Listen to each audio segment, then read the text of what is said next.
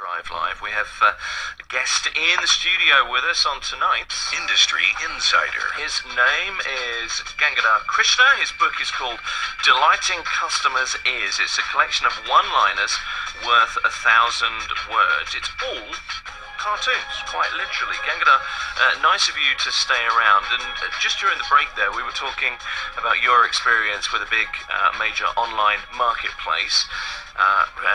And this is when you came to publish your book online. So you wrote to the boss of Amazon.com because there was an issue, because your book is not text. So for a Kindle purpose, it's a slightly different format. So you wrote to Jeff Bezos, who kicked off Amazon, and all of a sudden your customer service experience turned around completely, I think it's fair to say. Yes, it did. As a matter of fact, I've been doing regular shopping with them. And when I had this issue, I said, how do I go about it? I just want to even see how it's going to work.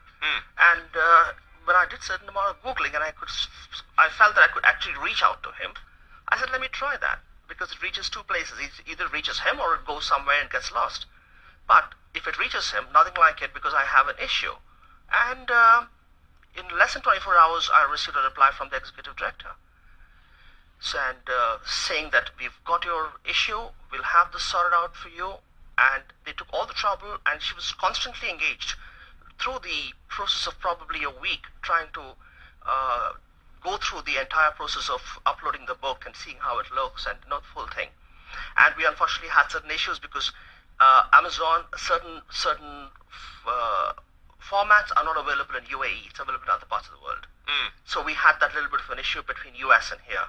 But they were very helpful all along after that. And your experience then from that, Yes. is now even more favourable than it was, and you're a fan of Certainly, because service recovery is one of the most important things. Right. You have a complaint, and if you can handle that, I'm sure a certain customer would be very happy if it's done immediately. Amazon is known for great customer service. We know that much. But, I mean, to be able to reach out to someone so high up, would you recommend that most companies do it this way, that everyone can contact or reach out directly to the top level? Because that's oftentimes very difficult. You can't be inundated with hundreds of emails from everyone around the world all the time. You do need to designate. But in your experience, this is what worked for you. So what do you recommend companies do? As we were discussing before the break, you empower your people, then probably you won't have to go all that to that high level itself. Well, it reflects on Amazon this, doesn't it? That it got to a point where this was obviously in the too difficult tray. It was a bit technical. It was technical, so it's a difficult question. There is an issue with this that was a little bit hard to overcome, so you had to reach out to Jeff Bezos. That's a slightly different case, I suppose, but it shouldn't get to that level. Yeah. But what do you do when you try to improve customer service in an organisation? How do you, if you're at a base level of, we're not very good at serving our customers, what do you do to make things better? Do you have to go into an organisation and change the whole culture, change the mindset? You have to sit and change the boss's mind? Where do you start? I think we were discussing this a bit earlier, that service is something we all experience day in and day out. So this is not rocket science.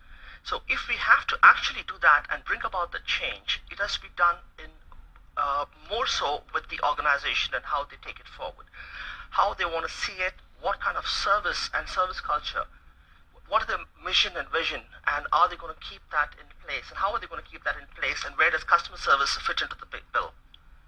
And once you know that, then you go and teach the necessary skills that they already have, but we need to brush on that and tweak it.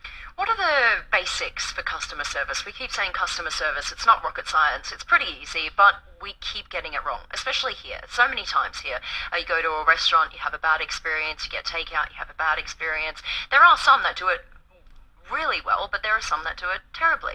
So we're saying it's easy, but it obviously isn't that easy. What are the basics? What do you need to do? The more important thing is to have the right attitude, which is a very key thing when you're going to be dealing with people. I'll give an example of the RJ itself. And often when I do certain coaching, one perfect example I always give is, you all drive your car, you listen to the radio. Do you ever get the idea, or you get a thought, or you get a feeling, or a vibe that this RJ has had a rough day? You don't, because the way they project. So similarly should be when you're coming in front of a customer, you are the ambassador, you are the face, you are the company. So you've got to be doing that and doing it in the right way. And then how well you communicate with them is important, because you can have certain shortfalls which you cannot meet the customer's expectations, but it's a question of how you communicate and explain the thing to the customer. But it's been convincing, isn't it? Because Yes. Alex and me, we fight like cat and dog before we come on here. We argue. We're at each other's throats upstairs. I'm covered in bruises by the time we get down here. But we're very good actors. But it is about being convincing. It's about meaning it. So that the best customer service people aren't necessarily the nicest people, but they are people who are able to adapt and be polite and respond in the right way in certain situations. Because as customers, we can be a little bit difficult. You definitely can be, because what's most interesting in this thing is that today you're a customer, you've got a parking, and you've come in good time, you're in a very good frame of mind. Let's say tomorrow you did not get a parking and you were searching high and low, and you've gone into the organization, you are in a rush. So how do you blend yourself to that and then see that you can take care of him? How do you get that, because it normally takes about less than a minute to understand what the customer needs and how you can get across to him. What about the cultural differences? Because we need to address that. We're somewhere here where there are lots of different cultures, and good customer service means different things to different cultures. I remember when I was living in Hong Kong, and you would go into a retail store and you would just be looking around at clothes, and for me, I just want to be left alone. But what is good customer service to them is to follow you around, so that as soon as you see something you like, pull it off the rack and you hand it to them, and then they can carry it. Now, I didn't like it at all, because that's not in my culture to do that. It kind of feels like you're in my space, just give me a bit of room, I want to do my shopping for myself. But over there, if they didn't give you that level of service, which they consider good customer service, that would be rude to some people in their culture. So how do you address the cultural differences or the cultural expectations? You, in Rome, do as the Romans do. Because how it is here, we've got to understand that and take it. But Dubai being more multicultural, it's more of what you expect, what happens in the Western world. So it's fine not to really hound your customer. And you can just watch what he is doing, observe, and be there for him if he needs. And that is a nice way of being unobtrusive, other than just literally breathing down his neck. And I mean, that's common sense, isn't it? I mean, a lot of Yep. people, we say this all the time, the thing about common sense is it's not very common, unfortunately, Yes. it seems. And one of the things with that, I mean, I've been in shops where people have followed me around and I've hidden round corners and then jumped out and said boo at them, because it just drives me insane that somebody's following me around. I'm not kidding, I do it quite a lot. It makes me laugh. But maybe in their mind, they think they're doing a good job. Well, and they that's do. the thing, right? Absolutely, and I'm not trying to be nasty, but just after a while it becomes cloying and Yeah. you leave the shop. The point is to have empathy with people and to be a little bit more in tune, I guess, which is hard, but you can learn that, can't you? this is where the company's policy and procedure play a very key role. If you go to one of the electronic mall shops here, you will find that they'll be behind you, and if you've purchased it, they'll put a sticker, and that's their particular code. So Yeah. commission goes to them. So are you trying to sell, or are you trying to serve? That becomes an a very important It's thing. an important distinction, isn't it? Exactly. So if you're going to say that that's your salary and that's your everything else comes with your commission, his focus is totally different. So where does service come in? So do you sell more if you serve well, or do you sell well if you serve more? Well, how does it I work? would always say sales heaps, but service reaps. So obviously it's like you serve more, you'll sell more. Do you know, one thing that Alex brought up during the break is the technology. Do you want to put your question together? This is interesting, I think. I'm just wondering how you think technology has changed the service industry, because now it's so immediate. Wherever you go, you can automatically, within seconds, tell the world about what you think of this particular restaurant or this service, etc. How do you think it has changed, and can businesses use technology to their advantage to better serve? They certainly can, because today technology has helped a lot to get all the customer data. They've tried, for example, you made a call, and then the second time you make the same call, they know your name and where you possibly live. And 3 or 4 times down the line, they know even what kind of food you normally order. But I would always say that when you're doing this technology business, don't depend too much on that alone. give it the human touch, because that plays a lot of difference.